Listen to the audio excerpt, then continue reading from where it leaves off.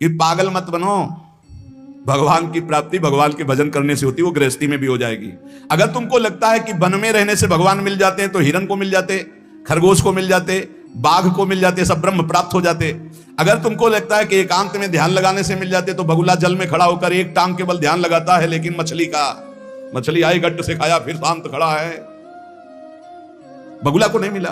फिर कहते हैं कि एकांत गुफा में घुसने से भगवान मिल जाते, तो चूहा और सांप बिलई में रहते हैं रात दिन, उनको भगवान मिल जाते। तो इसलिए हम तुमसे कह रहे हैं कि ये ची चपड़ की बातें छोड़ो। तुकाराम जी कह रहे हैं घर में विट्ठल का मंदिर बना, घर को ही विट्ठल का मंदिर बना, ठाकुर विराजमान करो, आप सेवक हो जाओ, बढ़िया भोग लगा के पाओ, नाम कीर्तन करो, कथा वार्ता करो, अपने कर्म को भगवान को अर्पित कर दो, भगवान की प्राप्ति हो जाएगी। बहुत सहज है गृहस्थ में भगवत प्राप्ति करना। हम तुमसे पूछते हैं, जो लोग सोचते हैं अन्न नहीं खाएंगे तो भगवान की प्राप्ति हो जाएगी, तो कितने ऐसे जीव हैं हमारी प्रकृति में? तुकाराम जी कह रहे हैं ये बड़े महापुरुष हैं, किसी के कहो सांप खाता अन्न, करे क्या धान बक भी, कपट भरा भीतर भरा उदर मल से, करे चूहा भी एकांत गदहा भी बभूत रमावे, तुका जल नक्राले काग ही नहाए कहो तो। क्या अन्न न खाने से भगवान मिल जाएंगे?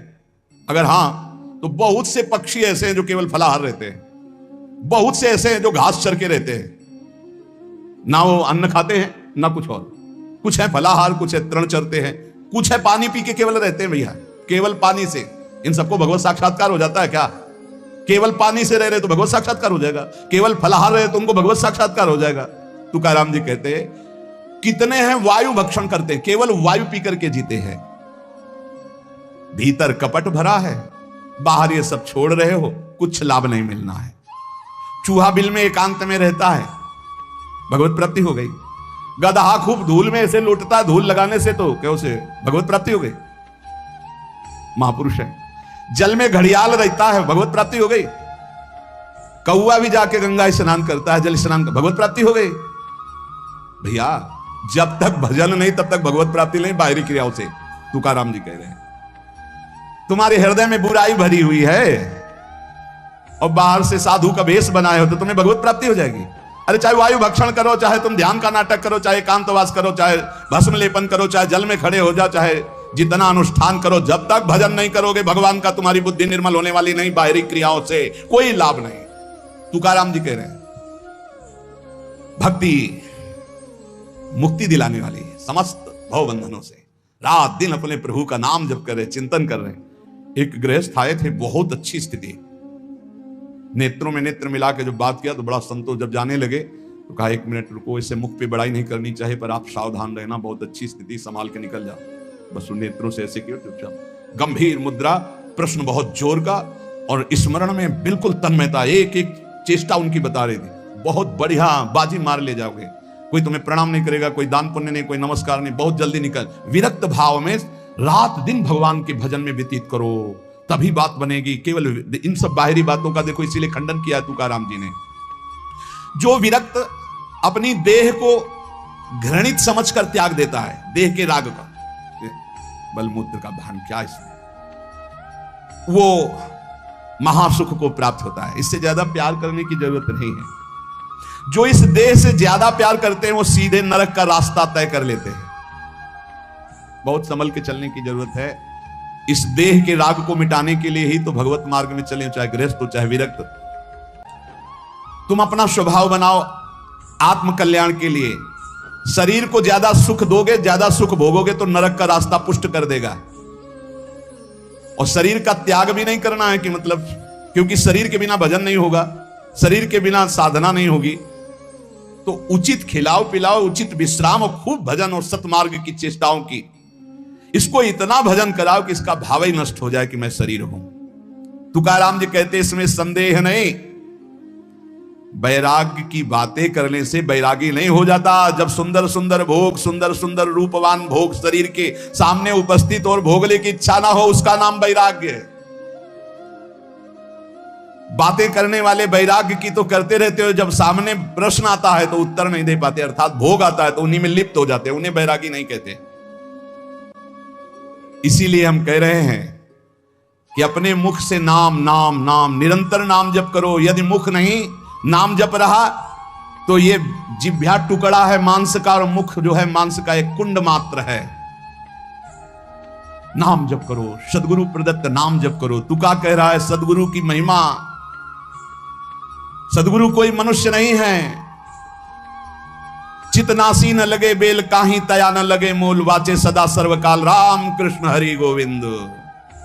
गुरुदेव ने जो नाम दिया है वो कोई मनुष्य नहीं, वो साक्षात राम कृष्ण हरि ही है। बंदो गुरुपद कंज कृपा सिंधु नर रूप हरि। उन्होंने चिंतन के लिए तुम्हें जो दिया है, सारा समय उस चिंतन में लगा दो। अमूल्य है तुम्हारा जीवन।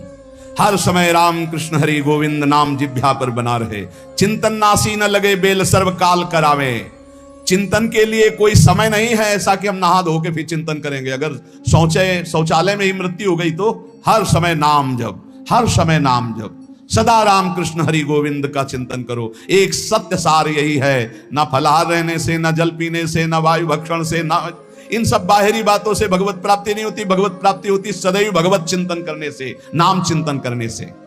भगवान नाम कीर्तन भगवान की प्रसन्नता के लिए, भगवत कथा भगवत प्रसन्नता के लिए। तुकाराम जी कहते हैं, गीता है, श्रीमद् भागवत है, ये भगवान की प्राप्ति के लिए चर्चा हो रही है। जो भगवत प्रसाद रूप मिल जाता है उससे जीवन यापन का, जब तक जीवन है हमें हर समय भगवान नाम जब, भगवत कथा, भगवत भक्तों का संग, यही करना है। प्रभु के नाम की महिमा प्रभु ही समझ सकते हैं, दूसरा कोई नहीं समझ सकता। या प्रभु समझा दे पुरुषोत्तम तो समझ पावे। कर्म के फेर में पड़ा हुआ जीव अगर अट्टहास करके नाम पुकारने लगे तो कर्म बंधन नष्ट हो जाए। राधा राधा राधा जोर से चीख चीख कर, तो बोले कर्म बंधन विध्वंस होते हैं। जितने के कानों में नाम पड़ेगा सबका मंगल होता चला जाएगा। तुकाराम जी कहते जो मैं कह रहा हूं उसे सुनो। मैंने इसलिए कहा कि आप नाम को और कथा को बेचो मत, क्योंकि ये रहस्य की बात है। इससे श्री कृष्ण अधीन हो जाते हैं। विठोबा का नाम, विठोबा की कथा विठोबा को अधीन कर लेती है। महापुरुषों के वचन समझने हैं। जैसे सत स्त्री के अधीन उसका पति हो जाता है, उसके आचरण, उसका व्यवहार अपने पति को अधीन कर ले, ऐसे सद्भक्त भगवान को अधीन कर लेते हैं। यहां तुकाराम जी भगवान की अधीनता के लिए कह रहे हैं, तुम अपने परमार्थ को खो मत। तुकाराम कह रहे हैं धन के अधीन हो जाना, काम के अधीन हो जाना, नरक की यात्रा करना है।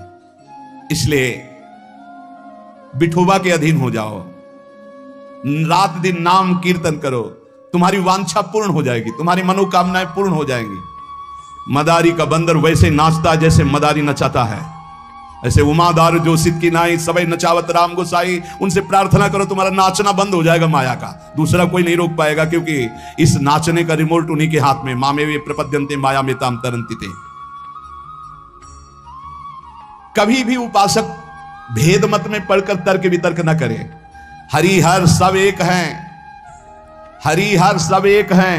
जैसे पीछे कहा था ठाकुर ठाकुर सब एक है, संत संत सब एक, और जो संतन का सेवन करे सो जागे शुद्ध विवेक। ऐसे यहां कह रहे तुकाराम जी के हरिहर में भेद नहीं है। जो भेद फैलावे, लड़ाई झगड़ा करे, ऐसे से दूर रहना।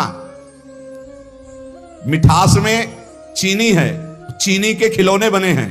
एक सवार बना हुआ है, एक घोड़ा बना हुआ है, दोनों में चीनी क्या कम है क्या? बराबर चीनी है। चाहे घोड़े से शुरू करो तो मिठास, सवार से शुरू करो। दीपावली में आते ना बने, ऐसे ही चराचर जगत में सेवक स्वामी बना, वही सच्चिदानंद है। हरिहराम भेद नाही नका करुम वाद, एक एकाचे हृदयम गोडी साखे रेचे ठाई। जहां हरिहर में कोई भेद करके निंदा करने लगे, वहां से कान में उंगली डाल के चल देना चाहिए। एक ही ये परम तत्व है।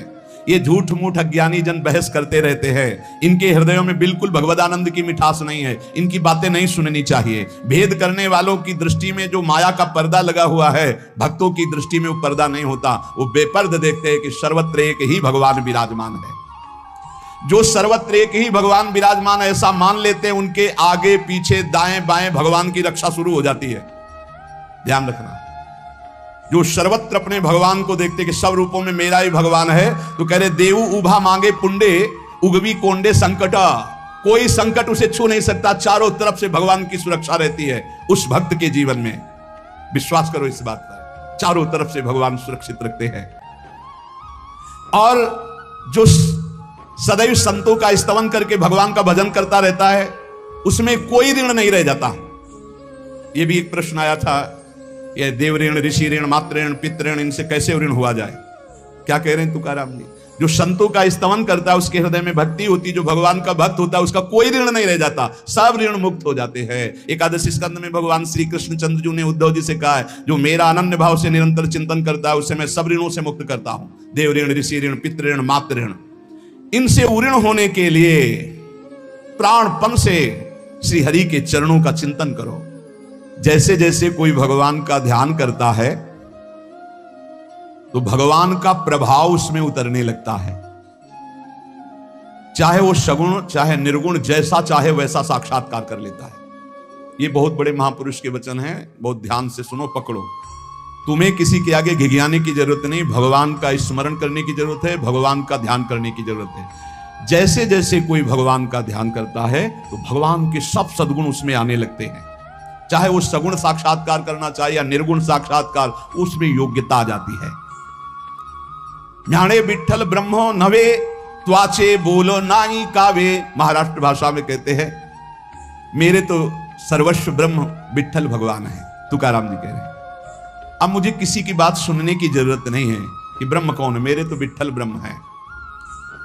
जो वाणी से अगम्य है, मैं उसकी स्तुति क्या करूं?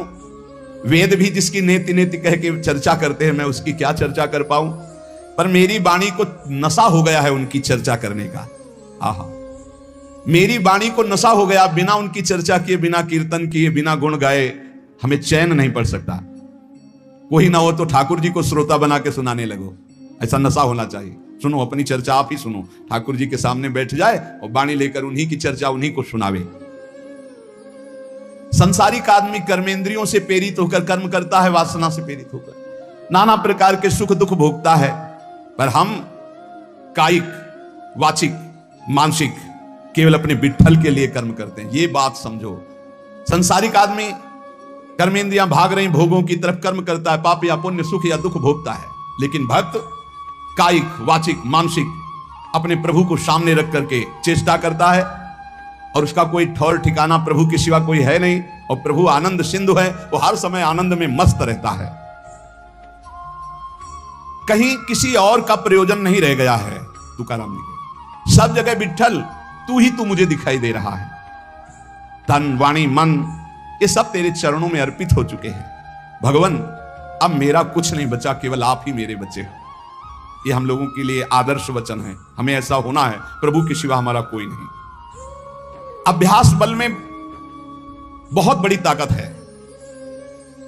अभ्यास बल हो जाए तो व्याघ्र और सर्प को भी अधीन किया जा सकता है। व्याघ्र, बाघ को और सर्प को, अभ्यास बल। देखो, जो बचपन से अभ्यास करवा लिए सिंह आदि का, तो ऐसे बछड़े की तरह हाथ फेरते हैं, साथ खेलते हैं, कोई फर्क। सांप पकड़ने वाले जो सर्प मित्र होते हैं, इतना बड़ा अभ्यास कि बड़े से बड़े विषैले सांप को 5 मिनट में अपने वश में करके, व्याघ्र और सर्प को अपने वश में किया जा सकता है। अभ्यास से विष को पचा लिया जाता है। जब उड़िया बाबा ने सुना कि एक महात्मा 10 ग्राम संखिया जहर रोज खाते हैं, उनका इसमें तो 10 आदमी मर जाए, ऐसा हो ही नहीं सकता। तो उन्होंने कहा महात्मा है तो उनका पता बताइए, मैं जाऊंगा। उड़िया बाबा वहां गए, महात्मा से कहा आप 10 ग्राम संखिया जहर रोज खाते हैं? उनका हाँ। बोले मैं देखना चाहता हूं, क्योंकि विश्वास नहीं होता, 10 ग्राम में तो 10 लोग मर जाएंगे। शाम के 4 बजे उन्होंने डाला सिलबट्टा में 10 ग्राम तौल करके जहर, संखिया जहर, जैसे धतूरा होता है ऐसे संखिया, उसे पीसा और पीस करके पूरा धोकर खप्पर में डाला और बस पी गए। महात्मा आए तो आश्चर्य की बात है, बोले तो रोज हम पीते हैं। तो बोले 10 ग्राम कैसे? तो बोले अभ्यास, पहले दिन एक बीज लिया था, ऐसे घस के चाटा, नशाया, कई दिन उसी बीज को घसकर चाटते रहे, फिर एक बीज, फिर धीरे धीरे आज 10 ग्राम पचा लिया। तुकाराम जी कह रहे हैं अभ्यास का बल करे तो व्याघ्र और सर्प को वश में कर ले। तो मन को वश में नहीं किया जा सकता, इंद्रियों को वश में नहीं किया जा सकता, अभ्यास से किया जा सकता। अभ्यास योग युक्त ने चेतसा नान्यगामिना। अभ्यास से हम विष को पचा सकते हैं। अगर हम रोज भगवत कृपा से अपमान को पचाना सीख जाएं तो बड़े से बड़े अपमान को भी, निंदा को भी मुस्कुराते हुए सह सकते हैं। अभ्यास से वेदों का अर्थ समझ लिया जाता है। वेद पाठ का अभ्यास करो, धीरे धीरे वेद अर्थ समझा। इसलिए कुछ दुष्कर नहीं है, तुम अभ्यास में आओ। मेरा भजन में मन नहीं लगता, अभ्यास करो। अभ्यास में तुम जितना आगे बढ़ोगे उतने उच्च अवस्था को प्राप्त हो जाओगे। अभ्यास में बहुत बड़ी दम है। अभ्यास, एक एक कदम बढ़ाते चले जाओ। अभ्यास, एक एक इंद्रियों पर विजय प्राप्त करते चले जाओ। अभ्यास असाध्य को भी साध्य कर दे। इसका कारण तुका कहता है कि अभ्यास भजन का कर लो तो आप सिद्ध हो जाओगे। अभ्यास से सब कुछ हो जाता है। संत जब घर आते हैं तभी दशहरा और दिवाली माननी चाहिए, जो भगवत प्रेमी महात्मा है। बहुत बड़ा प्रभाव है, इसीलिए उस प्रभाव का दुरुपयोग असाधु जन कर बैठते हैं। मूर्तमान परम पवित्रता और तीर्थ चलकर आज आ रहा है, ऐसा अनुभव होता है जब संत आते हैं।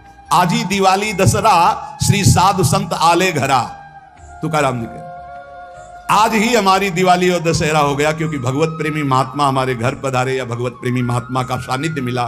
साधु संत एति घरा तोची दिवाली दशहरा हमारे लिए उत्सव है। जब भगवत नाम जापक भगवत प्रेमी महात्मा आए, उनका चरणोदक लिया, उनकी वंदना की और बैठ करके उनसे हम भगवत चर्चा की। ऐसे जो भक्तजन हैं उनके संग का परिणाम क्या होता है कि भगवत साक्षात्कार के लिए छटपटाहट पैदा हो जाती है। जैसे जल से मछली को निकालो तो विकल होकर तड़पने लगती है। जीवना वेगली मासूली तुका तैसा तलमली, जैसे जीवन के लिए मछली जल के लिए तड़पने लगती है, बाहर हटा दो, ऐसे सत्संगी का जीवन तड़पने लगता है भगवान की प्राप्ति के लिए। तभी माना जाएगा सत्संग हुआ है। सत्संग का यह फल है। बड़े भाग पाइप सत्संगा बिना प्रयास होई भवभंगा। संत आधि देवा मग, अगर एक तरफ बड़े बड़े देवता खड़े हो, एक तरफ संत खड़े हो, तो पहले आराधना किसकी करनी चाहिए? तो बोले देव सरावे परते संत पूजावे आरते। पहले संत सेवा, बाद में देव पूजा। जैसे लब्ध्वा जन्म मर प्रार्थ्यम मानुष्यम, ये मनुष्य जन्म जो प्राप्त हुआ है इसकी सार्थकता भगवत प्राप्ति है। देव आराधन से नहीं होगी, ये संत आराधन से होगी, जो भगवत प्रेमी महात्मा है। नर देह का ऐसा ऊंचा स्थान है कि इससे ब्रह्म सायुज्य प्राप्त कर सकते हो, जो अत्यंत कठिन है। नर देह की स्तुति बड़े बड़े देवता करते हैं, इसलिए तुम्हें वही नरदेह प्राप्त हो गया है। तुकाराम जी कह रहे हैं तुम सच्चिदानंद पदवी को प्राप्त करने के लिए सच्चिदानंद में डूबे हुए किसी संत महात्मा के मिलन की आकांक्षा करो। भगवान से प्रार्थना करो कि मुझे अपने प्रेमी संत का सानिध्य दे दो। उनकी कृपा दृष्टि से आपका मार्ग खुल जाएगा सायुज्य मोक्ष का। इस लोक को देखो, लोगों की क्या दुर्दशा है। देह मिलने पर भी क्या धन्य हो रहे हैं क्या? नहीं। तो जो विट्ठल के दास हुए वही धन्य हुए। जो विट्ठल विट्ठल ऐसे कहते आयु व्यतीत कर रहे हैं, वही सच्चिदानंद पदवी को प्राप्त होते हैं। तुका कहता है मानव जीवन में तू भजन कर ले, बिना भजन के कुछ सार्थक नहीं जीवन। देखो ना भगवान कितना प्यार करते हैं। रीछ बानर कौन सी पवित्रता धारण करते हैं, लेकिन भगवान वृक्ष के नीचे बैठे और ऊपर डाल पे। प्रभु तरुतर कप डार पर ते किए आप समान। ग्वाल बाल अपने मुख की छाछ भगवान के मुख में डाल रहे सखा मंडली। देखो ना प्रेम हमारे विट्ठल का। तुकाराम जी कह रहे गोलियांची ताकि पिरे कोड़ पोरे चांगली। ग्वालों के मुख की छाछ पी रहे, तभी तो ब्रह्मा जी को मोह हो गया। ये भगवत प्राप्ति कोई कठिन नहीं, बस चौपड़ का खेल समझ लो। चूक गए तो गोटी मारी जाएगी। गोटी मारना भवबंधन में फंस जाना, गोटी निकाल ले गए जीवन मुक्त हो गए। चौपर का खेल। सारी जी मरी झूठी बाती सारी, बद्ध मुक्त वारी बातकारी। कोई जीवन मुक्त होना कठिन नहीं है। लूडो का खेल। चूक गए, तुम्हारी गोटी मार दी गई, और सावधानी से अपने अंक को गिनकर गोटी को बचाते हुए निकल गए, जीत गए, जीवन मुक्त हो गए। नहीं गोटी मार दी जाएगी, खेल है कि सारी वही गोटी सारी मारी गई, सब झूठा हो गया, खेल बेकार हो गया, हार गए। और सारी मारी नहीं गई, निकल गए तुम तो मुक्त हो गए। खेल रखा है भगवान ने। तुकाराम जी से पूछा गया क्या गृहस्थाश्रम में जैसे विरक्त को भगवान मिल जाते हैं ऐसे मिल जाएंगे? तो उन्होंने कहा पागल बनने की जरूरत नहीं है। ये बात दिमाग में बैठाने की जरूरत नहीं कि बन बन भागने से ही भगवान मिलते हैं। अपने लोगों के भाग्य में ये मार्ग लिखा था, पर हम आज भी अनुभव करके ही कहते हैं जो आज दुर्दशा देख रहे हैं, उस दुर्दशा से हम कह रहे हैं कि घर में रहकर धर्म पूर्वक आचरण करते हुए भजन करने से बहुत लाभ मिलेगा। विरक्त मार्ग बहुत ही मतलब आग पे चलने का मार्ग है, खिलवाड़ नहीं है। आप ये समझ लो, खिलवाड़ नहीं। सफीपुर एक गंगा किनारे स्थान है, तो वयोवृद्ध महात्मा सन्यासी रहते थे, तो उनके घर के कुछ लोग गुड़ और ये सामग्री लेके गए। उनका गंगा जी में डाल दो या किसी और को दे देना। नहीं, मुझे आपका एक भी अन्न का टुकड़ा नहीं, मैं विरक्त हूं, आपका सेवन नहीं कर सकता। और आप यहां से कुछ एक भी टुकड़ा लेने की सोचना मत। आप ऐसे खरे स्वभाव वाले संतों को देखा कि अपने विरक्त मार्ग के पंथ के जो नियम हैं वो बड़े कट्टर भाव से निर्वाह करने वाले। आज समझे में नहीं आता, हमसे चूक हो जाती है। तो जो हमें विरक्त मार्ग से चलकर लाभ मिलना था वो नहीं मिल पाता। श्री तुकाराम जी कह रहे हैं, वन में यदि भगवान होते तो हिरन को भगवान मिल जाते, तुकाराम जी की वाणी है। खरगोश को मिल जाते, बाघ को मिल जाते, ये सब भगवत प्राप्त हो जाते। देखो, जब आनंद मिलेगा तब मन पंगु हो जाएगा। जैसे भौरे में बहुत बड़ी ताकत है कि चाहे जितना मजबूत काट हो, वो बड़े मौज से खेलते खेलते उसमें छेद कर देगा। जब कमल की पराग वृत्ति में वो पहुंचता है तो थोड़ा सा भी पराग को धक्का न लगे, शांत होकर बैठ जाता है। चाहे जीवन खोना पड़े, वो कमल की पंखुड़ी को नहीं काटता। ऐसे उदाहरण दे रहे, ऐसे ही तुम्हारा मन तब तक उद्दंडता करता रहेगा जब तक भगवत सुख नहीं मिलेगा। और जिस दिन इसे आनंद मिला, भगवत आनंद, ये बैठ जाएगा, इसका अस्तित्व खत्म हो जाएगा, ये बैठ जाए। निज सुख बिन मन होई कि थीरा, बिना आत्मानंद का अनुभव मिले मन स्थिर नहीं होगा, शांत नहीं होगा, विश्राम नहीं पाएगा। भौरे का दृष्टांत देकर के मन को समझा रहे कि मन भौरा है, भटक रहा है विविध भोगों में, बड़ा मजबूत है, बलशाली है, लेकिन ये तभी निर्बल बनेगा जैसे भौरा कमल में आ जाता है तो वहां अपना बल खो देता है। ऐसे ही श्री हरि चरणारविंद, हरि नाम, भगवत आश्रय, भगवत भक्ति, इसी में मन आनंद को प्राप्त होगा। तो आपको कहीं भागने की जरूरत नहीं। आपने सुना कि जंगल में भागने से क्या होगा, जल पीने से क्या होगा, फलाहार रहने से क्या। शांति से अपने घर को ठाकुर जी का मंदिर मान लो, खूब नाम कीर्तन करो, भगवत चर्चा करो, भगवान का सुमिरन करते हुए जीवन व्यतीत करो। इधर भी सुखी, परलोक में भी सुखी। किसी से आशीर्वाद मांगने की जरूरत नहीं, दौड़ने भागने की जरूरत नहीं, हाहाकार मचाने की जरूरत। ये बहुत आनंद का जीवन है मानो दे। बस सुलझ जाओ, शांत हो जाओ, जहां तुम हो वहीं सब ठीक है। जो मिल जाए, रूखा सूखा फल है, अन्न है, जल है, जो मिल जाए, प्राण पोषण करो, भगवान का चिंतन करो, सद आचरण करो, बड़ा आनंद में जीवन होगा। लेकिन आनंद से जीने के लिए असद आचरण करते हो, पापाचरण करते हो, आनंद की खोज में। कहां पापाचरण में आनंद है? इसलिए सद आचरण में आ जाओ, भगवद आश्रित हो जाओ, खूब नाम जप करो। भगवान मंगल भवन है, इस गेम से निकाल देंगे।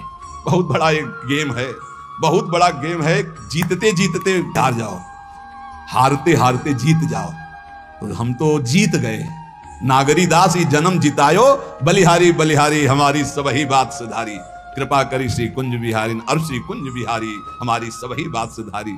लाखों अपने वृंदावन में, बस खास बात बल गई। नहीं, आप क्या समझते हो?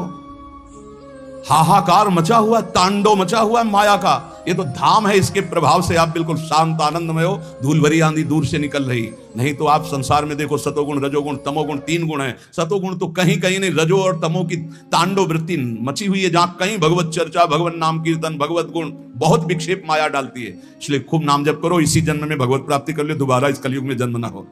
पक्का ऐसा भजन करो कि आगे अब देखते जाओ। अरे भाई, बड़ा आश्चर्यमय समय, बड़ा आश्चर्यमय समय है। अभी तो कुछ है नहीं, अभी तो बबुआ है कलयुग, घुटने के बल चल रहा है। थोड़ा खड़ा होने दो, फिर ताट ठोक ले दो। 4,32,000, अभी तो 32,000 नहीं पूरे हुए, थोड़ा 1,00,000 1,50,000 पूरे होने दो, फिर इसका है, उसका अपना राज्य है। इसलिए कलयुग